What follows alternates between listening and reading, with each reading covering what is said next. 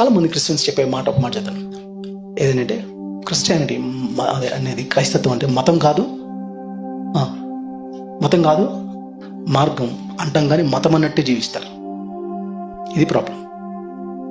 So చెప్పుకోవడానికి dialogue మాత్రం బాగానే ఉంది, మతం కాదు మార్గం అనేది, కానీ మతం అన్నట్టే చాలామంది జీవిస్తూ ఉన్నారు. అక్కడే ప్రాబ్లం అయింది.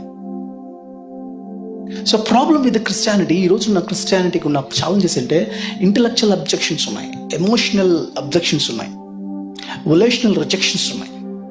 ఇవన్నిటికి కారణం ఏంటి అని అంటే, క్రిస్టియన్ ఫెయిత్ కొంతమందికి ఫూలిష్నెస్గా అనిపిస్తుంది. About when you think about the cross, సిలువను గురించి మీరు మాట్లాడుతున్నప్పుడు అది అర్థం కాని వాళ్ళకి అది ఫూలిష్నెస్గా ఉంటుందంట.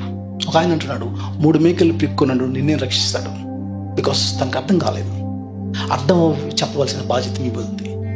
అర్థం చేసుకున్నప్పుడు చెప్పడానికి నువ్వు ప్రయత్నం చేస్తున్నప్పుడు do this with gentleness and meekness. వాళ్ళతో ఎట్లా చెప్పుకున్నాడు అంటే, మీ డిబేట్స్లో డైలాగ్స్లో జెంటల్గా వాళ్ళతో డీల్ చేసి, ఇది మేము నమ్ముతున్నాం, మా ఫెయిత్ ఇది చెప్పుకోవాల్సిన అవసరం ఎంత ఉంది.